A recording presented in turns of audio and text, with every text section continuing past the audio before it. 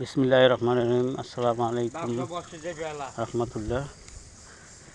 কুল্লু নাফসিন যায়কাতুল মাউত, মাউত সকল প্রাণী এবং মানুষের জন্য। আর মৃত্যু কার কখন আসবে এটা কেউ বলতে পারবে না। আল্লাহ পাকের হুকুম হলে পৃথিবীর মায়া ত্যাগ করে চলে যেতেই হবে, এটাই সত্য। আজকে এই যে কবর খোঁড়া হইতেছে,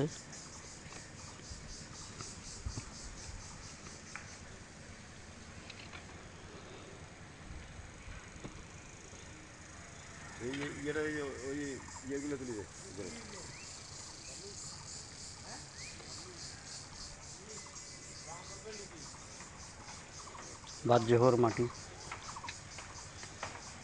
আপনারা সকল কবরবাসীর জন্য দোয়া করবেন এবং বেশি বেশি শেয়ার করে দেবেন, সকলের মাঝে যেন দেখতে পারে সকলে।